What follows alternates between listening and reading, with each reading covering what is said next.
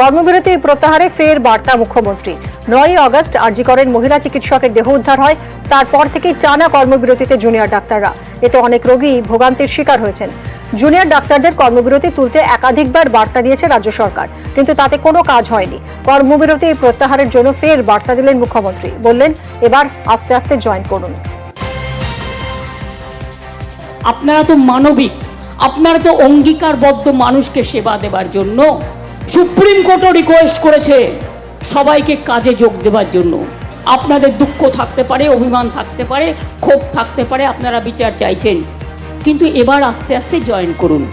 তা নাহলে supreme court কিন্তু সেদিন বলেছিলেন, এরপর থেকে স্টেট গভর্নমেন্টকে পাওয়ার দেওয়া হলো টু টেক অ্যাকশন।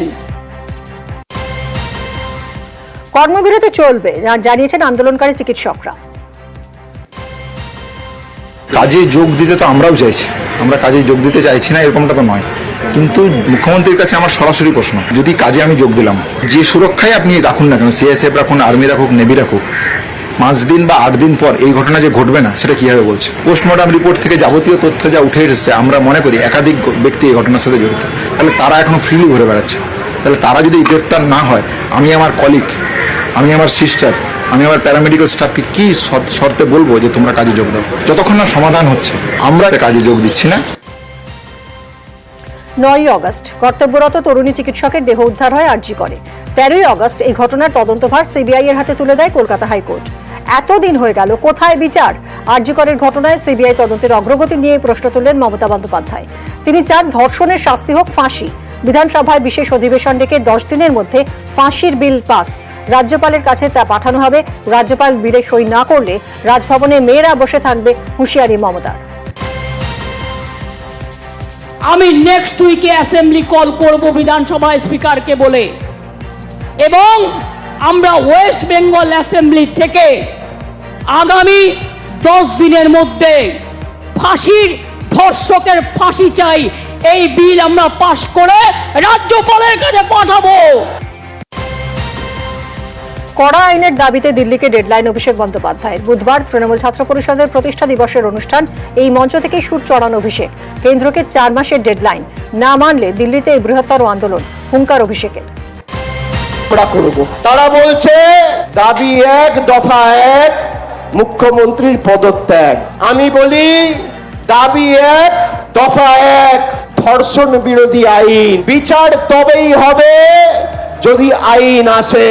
যদি আগামী 3-4 মাসের মধ্যে ভারতবর্ষের কেন্দ্রের সরকার প্রণয়ন না করে, তাহলে দিল্লিতে বৃহত্তর আন্দোলন তৃণমূল কংগ্রেস করবে। আমরা কেন্দ্রকে দলগতভাবে চিঠি লিখব। আমাদের রাজ্যের মুখ্যমন্ত্রী ইতিমধ্যেই চিঠি লিখেছে।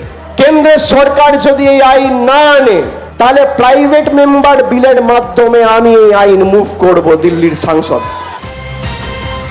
মুখ্যমন্ত্রী চান ধর্ষণের শাস্তি হোক ফাঁসি। এর জন্য বিধানসভায় বিল আনার ঘোষণা মমতা বন্দ্যোপাধ্যায়। ধর্ষকদের ফাঁসি সুপারিশ প্রস্তাবে বিজেপি তৃণমূল তরজা। জনমতকে ঘুরিয়ে দিতে চান তিনি। বিএনএস এর পরে এর লোকাল স্ট্যান্ডে কি আছে? তিনি এই বেআইনি কাজ করেন কি করে? আর এই অ্যাসেম্বলিটা ডাকতে গেলে স্পিকারকে রাজ্যপালের কাছে ফাইলটা পাঠাতে হবে। যদি বিল আকারে আনেন, রাজ্যপালের কনসেন্ট লাগবে। মহামান্য রাজ্যপাল কখনো বেআইনি কাজ করতে পারেন না। আমি ছাত্র সমাজকে বলবো যে দরকার হলে বিধানসভা অভিযান করুন ওই দিন। আমরা বিজেপি এমএলএরা ভিতরে বুঝে নেবো, আপনারা রাস্তায় বুঝে নিন। এবং আমি সবাইকে প্রপোজ করেছি, একদিনে লালবাজার, কালীঘাট এবং নবান্ন উইদাউট পার্টি ফ্ল্যাগ এর শেষ দেখে ছাড়তে হবে। যে ভাষায় আজকে মেয়র রোডে ধমকেছে, চমকেছে। কঠোর মনোভাব দেখিয়ে বিধানসভার অধিবেশন ডেকে বিল আনছেন মুখ্যমন্ত্রী, ঘোষণা করেছেন। তো সেখানে কিসের আপত্তি? আইনি যা যা বিষয় সেটা তো আইনে হবে। সেখানে এই অভিযান করুন, ওর বাড়ি যান, ওই করুন। এ যদি অরাজকতার জন্য নবান্ন চলো ডাকে, বিকেল বেলা আরেকজন বলছে বাংলা বন্ধ করো। বাংলা বন্ধের দিন আবার অমুককে দেখা যাচ্ছে না। বিজেপি নেতাদের নিজেদের ঝগড়ার জন্য এই ধরনের অশান্তির দিকে বাংলাকে তারা ঠেলে দেওয়ার একটা চেষ্টা করছেন। এগুলো সব রুখতে হবে। অবশেষে জট কাটল উচ্চ প্রাথমিকে নিয়োগে ছাড়পত্র। পুজোর আগেই নিয়োগ। 14,052 পদে নিয়োগের অনুমতি দিল কলকাতা হাইকোর্ট। 4 সপ্তাহের মধ্যে নতুন করে মেধা তালিকা প্রকাশ করার নির্দেশ বিচারপতি তপব্রত চক্রবর্তী ডিভিশন বেঞ্চের। এর জন্য নতুন করে ইন্টারভিউ এবং পার্সোনালিটি টেস্ট হবে না, যা আগে হয়েছে তার ভিত্তিতেই মেধা তালিকা। তালিকা প্রকাশের পরের 4 সপ্তাহের মধ্যে কাউন্সেলিং শেষ করে নিয়োগ করতে হবে। পুজোর আগে নিয়োগের ইঙ্গিত শিক্ষামন্ত্রীর। স্বচ্ছতার সঙ্গে দ্রুত নিয়োগ প্রক্রিয়া সম্পূর্ণ করতে চলেছে school service commission.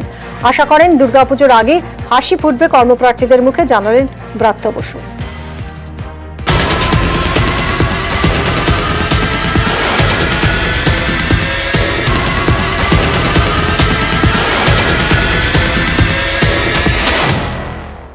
Morning superfast নিবেদন করছে সংসদ নির্দেশিত 8 ধরনের এমসিকিউ এবং ফ্যাক্ট ফাইল সমৃদ্ধ একাদশ বাংলার রেফারেন্স পারুল প্রকাশনী। আরজি করে চিকিৎসককে ধর্ষণ খুন, দোষীর ফাঁসি চেয়ে এবার লাগাতার পথে নামছে তৃণমূল। টিএমসিপির প্রতিষ্ঠা দিবসের অনুষ্ঠান থেকে কর্মসূচি ঘোষণা মমতা বন্দ্যোপাধ্যায়। শুক্রবার থেকে রবিবার ফাঁসির দাবিতে পথে তৃণমূল। শুক্রবার কলেজের গেটে ছাত্রছাত্রীদের আন্দোলন কর্মসূচি। শনিবার সব ব্লকে ব্লকে বেলা 2টা থেকে 6টা পর্যন্ত মিছিল করে ধর্ণা। রবিবার পথে মহিলা ব্রিগেড। ব্লকে ব্লকে মেয়েদের ধর্ণা আন্দোলন। আমি ছাত্রছাত্রী সমাজকে বলবো, আপনারা আগামী শুক্রবার কলেজের গেটে গেটে ফাঁসির দাবিতে, আন্দোলনের দাবিতে ছাত্রছাত্রীরা আন্দোলন করবে। সব ব্লকে ব্লকে মিছিল হবে, মানে 31শে আগস্ট। আর 1 তারিখে মেয়েরা ব্লকে ব্লকে ধর্ণা আন্দোলন করবেন ফাঁসির দাবিতে।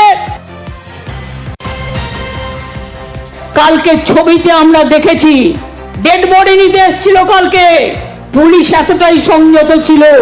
কারো মাথা ফাটিয়ে দিয়েছে, কারো চোখ কেড়ে নিয়েছে, কারো কান ফাটিয়ে দিয়েছে, কারো হাত পা ভেঙে দিয়েছে। তাও পুলিশকে আমি কালকের জন্য স্যালুট জানাই। ওরা সংযত থেকে নিজের রক্ত দিয়েছে, কিন্তু বিজেপি চক্রান্তের কাছে কোনো ডেড বডি তুলে দেয়নি, এটা মাথায় রাখবেন। মানে ওনার ইনজুরিটা খুবই আর কি মানে ক্রিটিক্যাল স্টেটে আছে। কর্নিয়াতে ইনজুরি আছে, রেটিনার ইনজুরি আছে, একটা মাইনার সার্জিক্যাল প্রসিজার হয়েছে, কিন্তু এখনো ভিশন ফিরবে কিনা সেটা নিয়ে কিন্তু কেউ সঠিক বলতে পারছেন না। ওনাকে কিছু মেডিসিন দেওয়া আছে, ওনার মানে ব্লাড ক্লটের একটা পোর্শন আছে, ওটা যতক্ষণ না ক্লিয়ার হচ্ছে বলা খুব মুশকিল যে ভিশন ফিরবে কিনা। কারা এই ইনজুরির সাথে যুক্ত, কারা এরকম একটা জঘন্য কাজ করলো, তাদের চিহ্নিত করার প্রক্রিয়া আমাদের চলছে এবং যেরম যেরম হবে আমরা আপনাদের সাথে শেয়ার করব।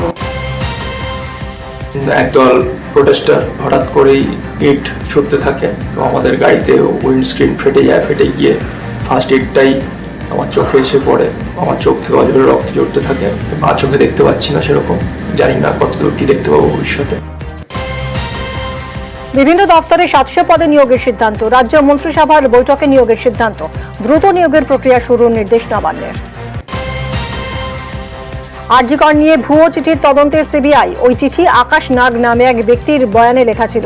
চিঠিতে আকাশ নাগকে ডিআইজি পরিচয় দেওয়া হয়।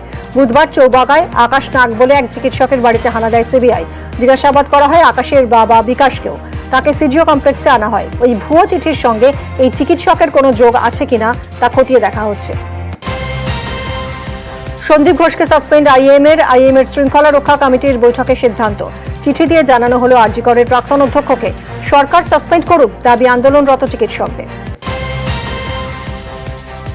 এইটা যারা মানে আইএমএ যেটা ডিসিশন নিয়েছে, হেডকোয়ার্টার থেকে ওরা সিদ্ধান্ত নিয়েছে, নিশ্চয়ই কোনো কিছু না জেনে না শুনে নিশ্চয়ই সিদ্ধান্তটা নেয়নি।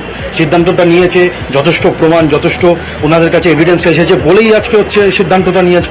তো এইটার ক্ষেত্রে আইএমএ হেডকোয়ার্টার যে সিদ্ধান্তটা নিয়েছে সেটা অবশ্যই ঠিকই নিয়েছে, এটা তো বলতেই হবে। তার বিরুদ্ধে এত রকম অভিযোগ উঠেছে, তিনি সিবিআই এর তদন্তে আওতায় আছেন। যতক্ষণ পর্যন্ত তিনি ইনোসেন্ট প্রুভ হচ্ছেন ততক্ষণ পর্যন্ত তাকে অবিলম্বে সাসপেন্ড করতে হবে। এটা আমাদের এই মুহূর্তে একটা আন্দোলনের দাবি। আইএ সাসপেন্ড করেছে তাদের ব্যাপার, কিন্তু আমরা সরকারিভাবে তার সাসপেনশন চাইছি। চিকিৎসককে ধর্ষণ খুনের তদন্তে সিবিআই তদন্তে চড়া সুর অভিষেকের। প্রাক্তন অধ্যক্ষ সন্দীপ ঘোষকে কেন গ্রেফতার নয়, প্রশ্ন তৃণমূলের সর্বভারতীয় সাধারণ সম্পাদক। আজকে নেই করে 14 দিন অতিক্রান্ত, যারা সন্দীপ ঘোষের অ্যারেস্ট নিয়ে দাবি তুলছিল, কেন 14 দিন এই খুন আর ধর্ষণের মামলায় সন্দীপ ঘোষ অ্যারেস্ট হয়নি, সিবিআই কে জবাব দিতে হবে। আর.জি. করের ঘটনার প্রতিবাদ, দোষীদের শাস্তির দাবিতে চিকিৎসক পড়ুয়াদের মিছিল। শ্যামবাজার থেকে ধর্মতলা পর্যন্ত মিছিল পড়ুয়াদের। ধর্মতলায় মিছিল শেষে পথনাটিকা পড়ুয়া চিকিৎসকদের। ধর্মতলায় বিজেপির ধর্নার অনুমতি হাইকোর্টের। আজ থেকে 5 সেপ্টেম্বর সকাল 10টা থেকে রাত 9টা ধর্নার অনুমতি। 1000 জমায়েত হতে হবে। ওয়াই চ্যানেল বা ডরিনা ক্রসিং সংযোগ স্তরে হবে সভা। নির্দেশ বিচারপতি রাজস্বী ভরদ্বাজের। জয়েন্ট সিপি হেডকোয়ার্টার্সের তত্ত্বাবধানে হবে ধর্না। আর.জি. করের ঘটনার প্রতিবাদে কংগ্রেসের মিছিলের অনুমতি। অধীর রঞ্জন চৌধুরীর প্রতিবাদ মিছিলের অনুমতি বিচারপতি রাজস্বী ভরদ্বাজের। কলেজ স্কোয়ার থেকে শ্যামবাজার পর্যন্ত হবে মিছিল। পুলিশি অনুমতি না পাওয়ায় কলকাতা হাইকোর্টের দ্বারস্থ হন কংগ্রেস নেতা অধীর রঞ্জন চৌধুরী। পুলিশের তরফে এই মিছিল করার ক্ষেত্রে কোনো আপত্তি জানানো হয়নি। গ্রেফতার সায়ন লাহিড়ী। অশান্তির ষড়যন্ত্রের অভিযোগে ধৃত পশ্চিমবঙ্গ ছাত্র সমাজের নেতা সায়ন। মঙ্গলবার নবান্ন অভিযানে অশান্তি, পুলিশের উপর হামলা, ভাঙচুর, আগুন দেওয়ার অভিযোগে গ্রেফতার। কলকাতা পুলিশের শতপ্রণোদিত মামলায় গ্রেফতার সায়ন। 10 সেপ্টেম্বর পর্যন্ত পুলিশ হেফাজতের নির্দেশ। আর.জি. কর মেডিকেলের নিরাপত্তায় জোর সিআইএসএফ এর। হাসপাতালে সিসি ক্যামেরায় নজরদারি সিআইএসএফ এর। কর্তৃপক্ষের কাছে 60টি ক্যামেরার দাবি কেন্দ্রীয় তদন্তকারী সংস্থার। সিআইএসএফ এর তরফে হেল্পলাইন নম্বর চালু। খুব দ্রুত সকলের জন্য চালু হবে এই হেল্পলাইন নম্বর। কোনো অশান্তির ঘটনা ঘটলে জওয়ানরা কন্ট্রোল রুমে জানাতে না পারলেও সিআইএসএফ জওয়ানরা স্বতঃপ্রণোদিতভাবে ব্যবস্থা নিতে পারবে। সুপ্রিম কোর্টের নির্দেশে তৎপর কেন্দ্র। হাসপাতালের সুরক্ষা নিয়ে কেন্দ্রের স্বরাষ্ট্র সচিব ও স্বাস্থ্য সচিবের সঙ্গে বৈঠক। রাজ্যের মুখ্য সচিব, স্বাস্থ্য সচিবের। চিকিৎসক ও স্বাস্থ্যকর্মীদের সুরক্ষায় কি কি পদক্ষেপ সে বিষয়ে কেন্দ্র রাজ্যের সচিব পর্যায়ের বৈঠকে আলোচনা। হাসপাতালের নিরাপত্তায় ইতিমধ্যেই নেওয়া হয়েছে একাধিক পদক্ষেপ। বৈঠকে কেন্দ্রকে জানালো নবান্ন।